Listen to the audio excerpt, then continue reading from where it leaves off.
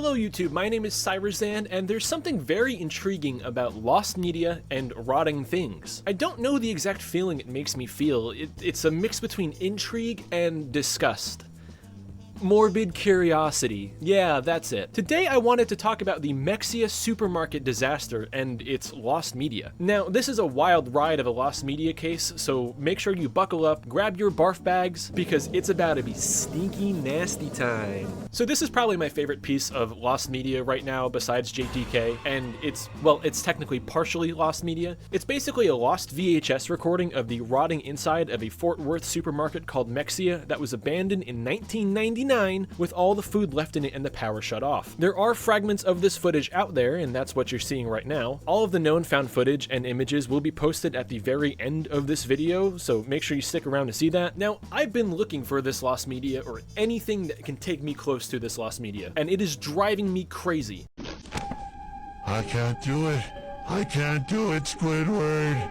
What? Every sentence, every paragraph, sponge, bread, salt, pepper. Don't you understand? My brain is full of burn. If I have to memorize a single word, I think I'm gonna explode. It seems like there is a physical tape out there that exists somewhere, and I'm going to get my hands on it and I'm going to digitize it. There's just something so intriguing about it. The footage and the building itself. I almost went to the actual location, which is now a Dollar General, just for the sake of this video, and I'm still considering doing so in a follow-up video if I can make progress on this search. Hopefully I can go to the Dollar General before it closes. Now, for those who don't know the full story of the 1999 Mexia supermarket cleanup disaster, biohazard, whatever the hell you want to call it, I'll tell you. This is a prime example of urban neglect and a total failure of public health. And also, before I get into this situation, there is a really dark fact that I want to add into this. Before this supermarket was the Mexia supermarket, it was a Danels supermarket. And on May 29th, 1994, the 18-year-old manager of the Danels, Eduardo Lopez, was held up at gunpoint, shot in the head, and had his body stuffed in a freezer. And to this very day, 31 years later, it is a cold case. That's not really important to the story of the cleanup, but I'm just putting that in there so you know how much of a dark history that this building has. So sometime after October 1997, this company called Advance Investment Corp bought the Danels at 3900 Hemphill Street in Fort Worth, Texas, and turned it into the Mexia supermarket. They took out a $975,000 loan from Commercia Bank, Texas, and the store opened around October 5th, 1998. Now, despite the initial investment and community need for the supermarket struggled financially, and they accrued about $1.14 million in debt to various creditors by mid-1999. Consequently, the owners began defaulting on their payments in June 1999, leading to the store's closure that same year. That's why I won't start a brick-and-mortar business. I am terrified of ending up in that much debt. Apparently, after the store closed, the owners left the country and went back to Laos, where they were originally from, and they left the store fully stocked with perishable goods.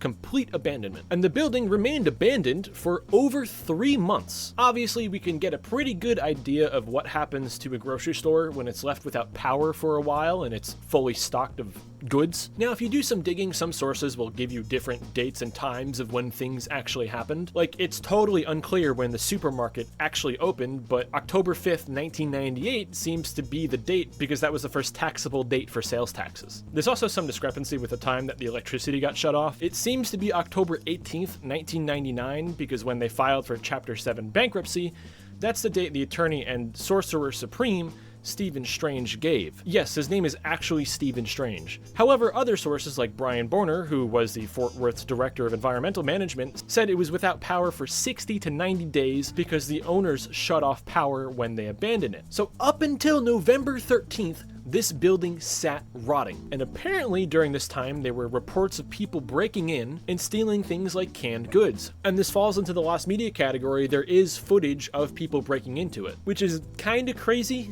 Breaking into a rotting supermarket. Now I'm going to read you some of the super nasty details of the inspection and cleanup process taken from the Lost Media wiki page. In the hours following the loss of refrigeration, meat and fish soon spoiled as Pseudomonas and lactic acid bacteria multiplied, causing swift decomposition. Meanwhile, fruits and vegetables started emitting ethylene, a hormone that resulted in them over-ripening and thus began rotting. The smell of rotting produce and meat attracted numerous insects and rodents, including fruit flies, bowflies, cockroaches, and rats. All these species quickly consumed the spoiled products, which in turn allowed the pests to breed regularly. Lactic acid soon ended up and multiplied inside the milk containers, which caused the milk inside to turn sour. Butter swiftly melted following a rise in temperature. The building became so toxic that deadly gases enveloped the vicinity, considerably depleting the available oxygen within. By October 20th, residents began complaining of a growing stench sourced with Mexia. One individual reported experiencing headaches as he traveled on a nearby street. Another claimed she was unable to operate her home's air conditioning as it would attract the ever-worsening smell, which further spread across Hemphill Street during strong winds. A week following the initial complaints, Fort Worth officials started its investigation, attempting to find the owners and contacting Commercia Bank to request its plans for the store's cleanup. Commercia responded that it had contacted A-plus budget movers to resolve the situation, which supposedly would have commenced on November 2nd.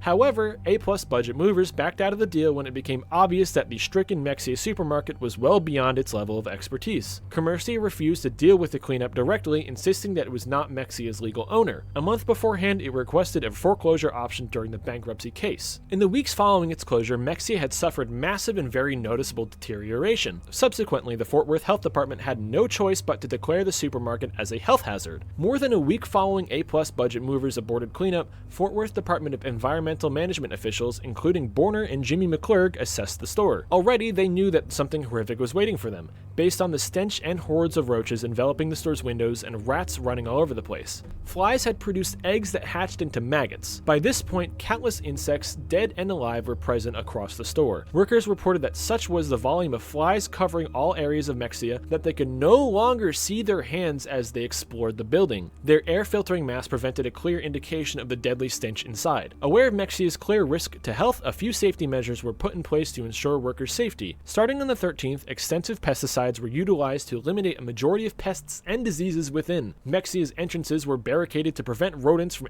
either entering or escaping the property. The presence of rats also put burning the building out of the question, as it would trigger them to invade any nearby community. Any workers who entered donned air filtering masks, hazmat suits, and oxygen tanks. Upon the building's detoxification, all workers would be decontaminated before they were allowed to safely exit. Garner Environmental Services was assigned to conduct the building's cleanup. It was hoped the cleanup of food would commence on November 15th, Monday, but a mandatory inspection of air samples necessitated a delay. This was mostly out of caution due to the large amounts of chemicals used during the past weekend for the extermination. A day later, Garner's contractors entered the property. Every aisle of Mexia revealed its biohazardous nature, evidence of the hundreds of rats that had infested the building, which had consumed the rotting produce before focusing on dried goods. This allowed them to breed and produce store-wide excrement. Todd Johnson, formerly of Garner Environmental, said, in correspondence with Lost Media wiki user Benjamin McHale, "It was one of the worst-smelling projects in my history. When rats die from the bacteria, you truly understand that's a bad atmosphere and lethal for the workers."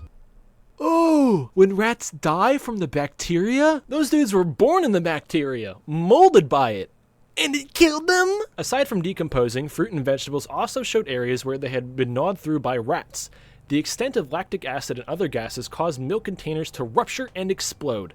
Packaged meat either was seemingly untouched or was covered in a grayish-black goo. Every aisle reviewed new disturbing revelations for the investigators. Borner later stated in the 16th November 1999 issue of Fort Worth Star-Telegram, "I've been in this business for 14 years. This is the first time I've ever heard of this. You think of what has been in there for 90 days. Produce, dairy, meats, it's kind of hard to comprehend. The only consolation appeared to be that no beef was languishing within the freezers, meaning only packaged meat was still present in the supermarket. Workers cleared out some of the products by hand, while the usage of shovels and front-end loaders removed the majority of the rotting foods. Workers prioritized the removal of meats before clearing out expired dairy and produce the following day. The food ended up in hazardous material bags before being transferred by front-end loaders to sealed bins, which then ended up in landfills. When the waste arrived at the landfill, there were delays as workers at the facility had to cover it up to contain the smell. That is supremely disgusting. So one of the guys that went in there, Jimmy McClurg, videotaped part of the cleanup process on a home VHS recorder. Sadly,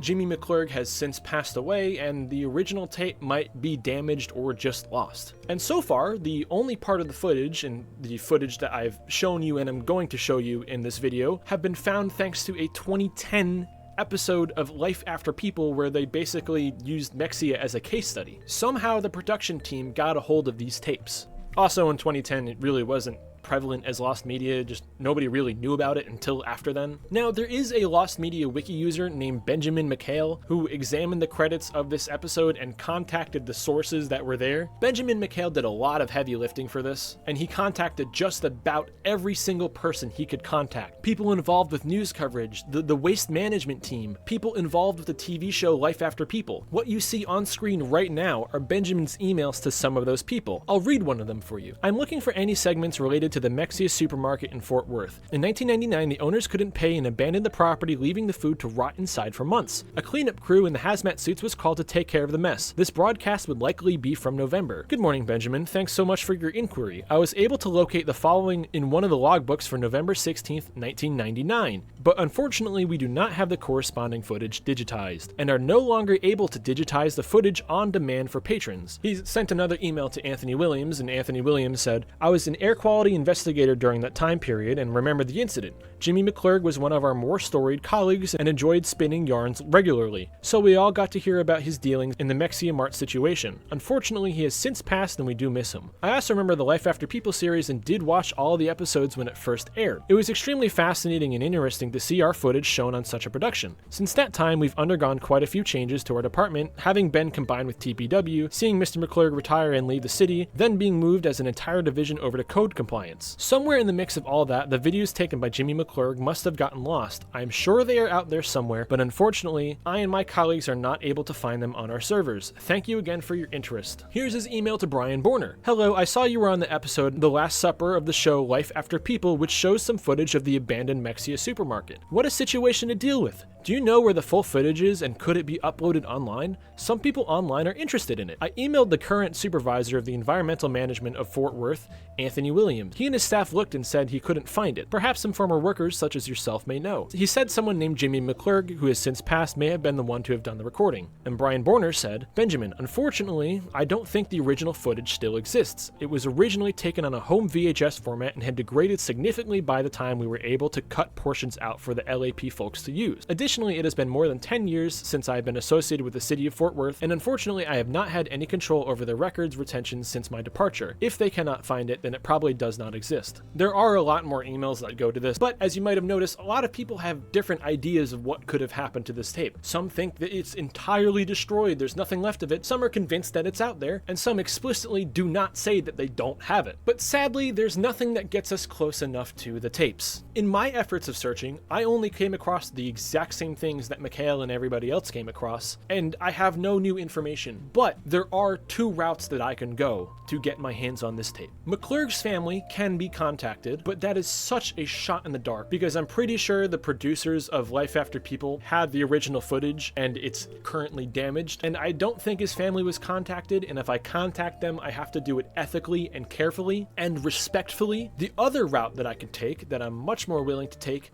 is actually going to Fort Worth, Texas, and going to the physical locations of the UNT Media Library or the Department of Waste Management in Fort Worth to see if they have the actual tapes. Personally, I think it is likely that these tapes do exist. They're probably somewhere. I've contacted some of the same people that McHale did, and I'm waiting on replies. I also emailed UNT Special Collections and I emailed their library director. McHale had previously emailed them, which we just talked about, but UNT Special Collections didn't say they didn't have the tapes. They said they haven't been digitized and they can't digitize them upon request. I have the equipment to digitize the tapes, and I would be more than happy to make the 5-hour drive to go digitize it with my own equipment. I've contacted a bunch of these people with my proposition that I can come and digitize the tapes and they wouldn't have to lift a finger. Now, if anybody has any leads to the whereabouts of these tapes, hit me up on my Discord. The link is in the description. You can join my server and share your information there, and if you can't get a hold of me on Discord, feel free to just leave a comment, and I always go through my comments. I am willing to go and digitize these tapes if I can find out where they are. I will do everything in my power to get these tapes digitized if I can find them. Now, as promised, here are the images of the cleanup followed by the footage. You can see with these images, they're really disgusting. You can just pause the video to look at these images. There's really no point in me holding them on the screen forever. It's really genuinely nasty stuff, like the flies in the windows. It's pretty awful. And now here's the footage. There's going to be no audio in the footage. I think the audio that was attached to this footage is copyrighted. So enjoy your next few minutes of silence, and maybe I'll put some creepy music over it.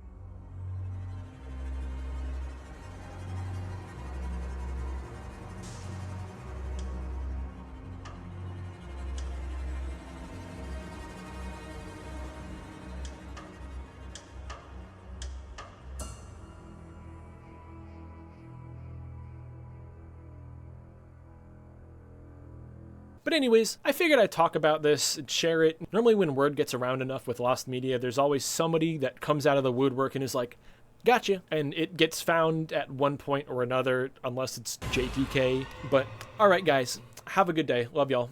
Bye.